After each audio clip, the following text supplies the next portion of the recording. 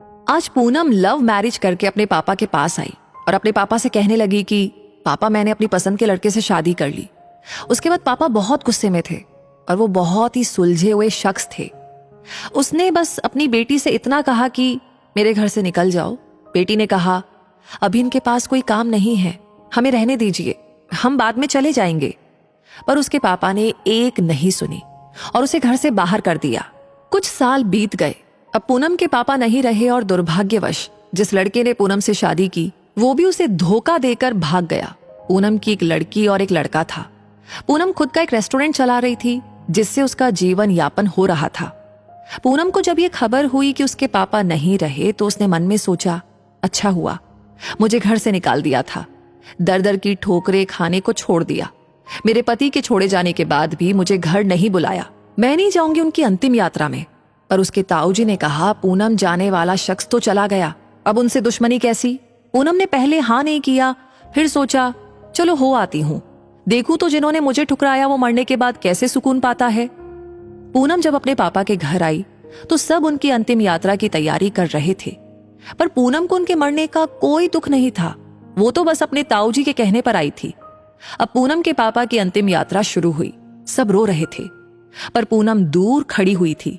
जैसे जैसे सब कार्यक्रम निपट गया, आज पूनम के पापा की 13वीं थी। उसके ताऊजी आए और पूनम के हाथ में एक खत देते हुए कहा, ये तुम्हारे पापा ने तुम्हें दिया है, हो सके तो इसे पढ़ लेना। रात हो चुकी थी, सारे मेहमान जा चुके थे।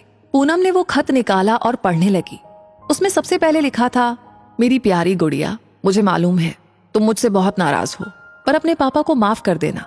मैं जानता हूं तुम्हें मैंने घर से निकाला था, तुम्हारे पास रहने की जगह नहीं थी, तुम दर दर की ठोकरें खा रही थी, पर मैं भी उदास था, तुम्हें कैसे बताऊं। याद है तुम्हें जब तुम 5 साल की थी, तब तुम्हारी माँ हमें छोड़ के चली गई थी। तब तुम कितना रोती थी, डरती थी, मेरे बिना सोती नहीं थी, रातों को उठकर रोती थी। तब मैं भी सारी रात तुम्हारे साथ जागता था। तुम जब स्कूल जाने से डरती थी तब मैं भी सारा समय तुम्हारे स्कूल की खिड़की पर खड़ा होता था, और जैसे ही तुम स्कूल से बाहर आती थी तुम्हें सीने से लगा लेता था। वो कच्चा पक्का खाना याद है तुम्हें, जो तुम्हें पसंद नहीं आता था, मैं उसे फेंक कर फिर से तुम्हारे लिए नया खाना बनाता था कि तुम भूखी ना रहो। याद है तुम्हें जब तुम्हें बुखार आया था तो मैं सारा दिन तुम्हारे पास बैठा रहता था, अंदर ही अंदर रोता था, पर तुम्हें हंसाता था कि तुम ना रो वरना मैं रो पड़ता था। वो पहली बार की हाई स्कूल की परीक्षा जब तुम रात भर पढ़ती थी तो मैं सारी रात तुम्हें चाय बना कर देता था।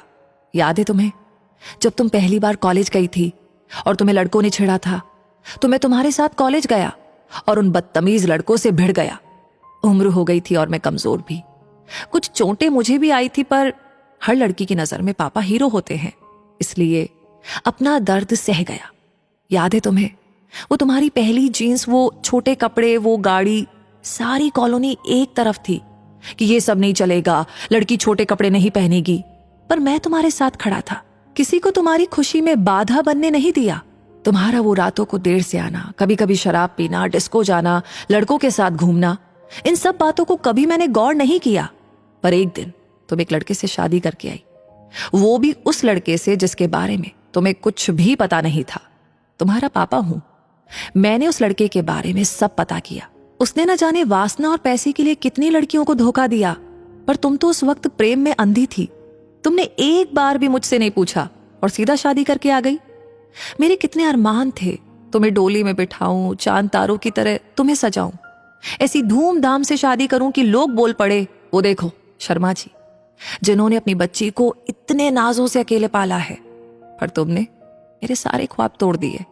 खैर, इन सब बातों का कोई मतलब नहीं है।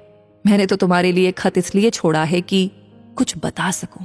मेरी गुड़िया, अलमारी में तुम्हारी माँ के गहने और मैंने जो तुम्हारी शादी के लिए गहने खरीदे थे वो सब रखे हैं। 3-4 घर और कुछ जमीनें हैं, मैंने सब तुम्हारे और तुम्हारे बच्चों के नाम कर दी हैं। कुछ पैसे बैंक में हैं, तुम बैंक जाकर उसे निकाल लेना। और आखिरी में बस इतना ही कहूंगा कि गुड़िया, काश तुमने मुझे समझा होता। मैं तुम्हारा दुश्मन नहीं था, तुम्हारा पापा था, वो पापा जिसने तुम्हारी माँ के मरने के बाद भी दूसरी शादी नहीं की, लोगों के ताने सुने, गालियां सुनी, न जाने कितने रिश्ते ठुकराए, पर तुम्हें दूसरी माँ से कष्ट ना हो इसलिए खुद की ख्वाहिशें मारती। अंत में बस इतना ही कहूंगा कि मेरी गुड़िया, जिस दिन तुम शादी के जोड़े में घर आई थी, तुम्हारा बाप पहली बार टूटा था। तुम्हारी माँ के मरने के समय भी उतना नहीं रोया मैं जितना उस वक्त, और उस दिन से हर दिन रोया। इसलिए नहीं कि समाज, जात, परिवार, रिश्तेदार क्या कहेंगे, इसलिए वो जो मेरी नन्ही सी गुड़िया सूसू तक करने के लिए सारी रात मुझे उठाती थी, पर जिसने शादी का इतना बड़ा फैसला लिया पर मुझे एक बार भी बताना सही नहीं समझा। गुड़िया, अब तो तुम भी माँ हो। औलाद का दर्द, खुशी सब क्या होता है, वो जब दिल तोड़ते हैं तो कैसा लगता है। ईश्वर तुम्हें कभी ये दर्द ना दिखाए। एक खराब पिता ही समझ के मुझे माफ कर देना मेरी गुड़िया। तुम्हारा पापा अच्छा नहीं था जो तुमने उसे इतना बड़ा दर्द दिया। अब खत यहीं समाप्त कर रहा हूं, हो सके तो माफ कर देना। और खत के साथ एक ड्राइंग लगी थी जो खुद कभी पूनम ने बचपन में बनाई थी, और उसमें लिखा था, आई लव यू मेरे पापा, मेरे हीरो, मैं आपकी हर बात मानूंगी। पूनम रो रही थी। उतने में उसके ताऊजी आ गए। पूनम ने उन्हें रोते रोते सब कुछ बताया, पर एक बात उसके ताऊजी ने बताई। उसके ताऊजी ने कहा कि पूनम, वो जो तुम्हें रेस्टोरेंट खोलने के और घर खरीदने के पैसे जो मैंने दिए थे, वो मैंने नहीं बल्कि तुम्हारे पिताजी ने मुझसे दिलवाए थे।